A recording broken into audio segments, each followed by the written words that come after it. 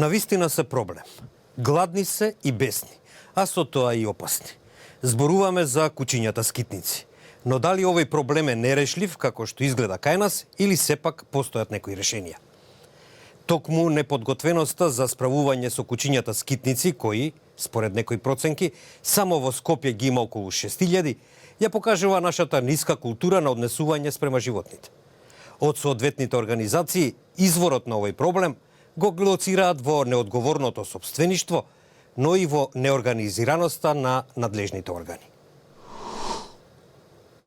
Тажните слики на масовно отруени кучиња во Пехче во извештаите за каснати луѓе продолжуваат да зборуваат дека од проблемот кој државата не може да го реши страдаат и животните и луѓето. Упатените коментираат дека проблемот со големиот број бездомни кучиња по улиците е индикатор и за нашата зрелост и култура на однесување. Во други земји повеќе луѓе да бидат искасани е незамисливо, затоа што таму сите кучиња се згрижени и вакцинирани. Тие велат дека држава која сака да биде развиена не смее да си го дозволи тоа и не треба да штеди пари за решавање на овој проблем. Од невладината Анима Мунди велат дека на улиците во Скопје има околу 6000 кучиња и не може сите да бидат ставени во стационар. Ниту еден стационар не може да го реши проблемот, додека изворот на проблемот не се реши. А изворот на проблемот е неодговорното сопствеништво. Имаме постојано нови и нови кучиња на улица, затоа што имаме неодговорни сопственици, неодговорно целосно општество, затоа што имаме неконтролирано размножување на кучиња. Во Советот на град Скопје оваа недела се гласа за основање ново претпријатие кое ќе се грижи за проблемот со уличните кучиња. Со ова досегашниот стационар Вардариште преминува под надлежност на градот, а со новото претпријатие кое ќе се вика Лајка ќе управуваат и дел од невладините организации. Моментално Вардариште е одговорност на комунална игиена, како што знаете, а нивна примарна дејност е се освен третманот на животните, па сакавме ова малце да даеме нов момент и да даеме на значење. После ова ќе имаме фокус и на самите вработени то исклучиво ќе работат на овој проблем. Од градот велат дека до крајот на март треба да заврши регистрацијата на домашните миленици и тоа ќе придонесе за одговорно чување на милениците и нивно ненапуштање од сопствениците, што кај нас често се случува. Сонја Богдановска, активистка која живее во Канада, вели дека освен миленици кои ги шетаат нивните сопственици во град, е несоодветно да се видат глутници на бездомни животни. Таа посочува дека во оваа земја бездомните кучиња се згрижени во природни средини. Во Канада не постојат улични кучиња.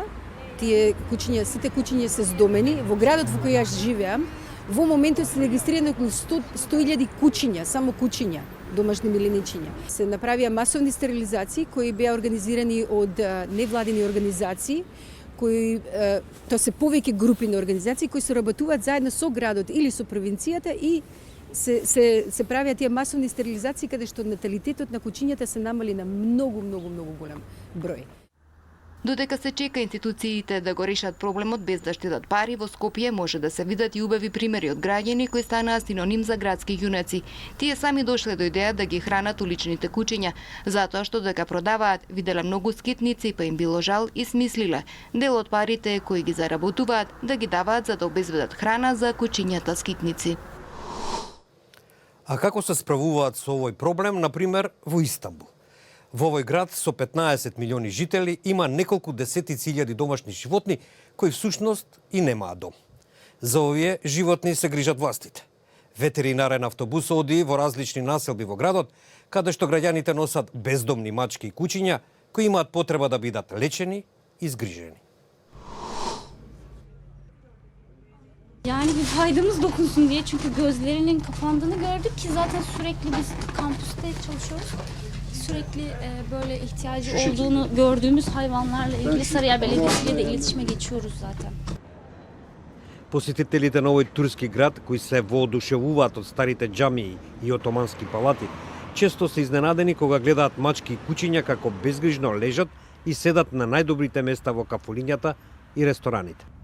Како и Мевлуде, многу други жители на Истанбул се обидуваат да им помогнат на четириножните пријатели во нивното соседство, оставајќи чинии со храна и нудејќи им за солниште покрај нивните врати или прозорци.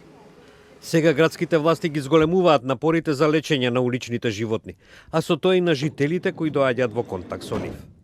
Ветба се мобилна клиника која по неколку дена е стационирана низ разни населби во турската метропола. Bu hayvanlar sağlıklı olmadığı zaman zoonoz dediğimiz bu hastalıkların antiparaziter olanları hayvanlardan insanlara da bulaşabiliyor. Dolayısıyla bu hayvanların sağlıklı olması insanların sağlıklı olması demek. Bu yüzden bu işe çok önem veriyoruz. Грижата на жителите на Истанбул за животните на улица делумно доаѓа од исламската традиција. Yani bizim hem dini hem de bizim Türk geleneklerine göre bizim merhametli olmamız lazım. Hani o bizim vicdanımızı yaralayan bir durum. O yüzden hani bu hayvanları biz sahipsiz bırakmıyoruz. Законот за заштита на животните, донесен во 2004 година, ги принуди општините да се грижат за уличните животни. Во Истанбул има и 6 здравствени центри. Нивната цел е да вакцинираат, стерилизираат и да се грижат за околу 130.000 кучиња и 165.000 мачки кои живеат на улиците. Mikroçip numarası üzerinden tanıyabiliyoruz. Mikroçipini de okuyalım, gösterelim size onu da. Bu mikroçip okuma cihazı. Mikroçip okuma cihazıyla üzerinde tarama yaptıktan sonra bir numara çıkıyor ve bu numarayla VetNet isimli veri tabanına girerek hayvanla ilgili tüm bilgilere ulaşabiliyoruz. Животните опремени со микрочип потоа се враќаат назад каде што се најдени, а некои се прифаќаат од поединци. Според Демирлек, фактот што животните се добро нахранети и загрижени гарантира тие да бидат смирени и го ограничува секој агресивно однесување. Но бројот на кучиња во изминативе неколку години останува прилично висок и покрај напорите за стерилизација. Ние систематски ги стерилизираме, но животните што не ги фаќаме продолжуваат да се репродуцираат, објаснува таа. Поради развојот на овие услуги, општината лани се грижела за 73.600 животни, што е многу повеќе од 2.400 во 2004 година. Во Истанбул немало ниту еден случај на беснило од 2016 година. И додека општината одбива да каже колку чинат услугите, министерот за земјоделство и шумарство Бекир Пакдемири деновиве изјави дека неговото министерство обезбедило околу 6 милиони долари за поддршка на локалните власти во цела Турција за грижа на уличните животни меѓу 2009 и 2018 година. Нашите Facebook, Twitter и YouTube постојано се отворени за вашите мислења и коментари во врска со тоа како да се реши проблемот со кучињата скитници. До гледање.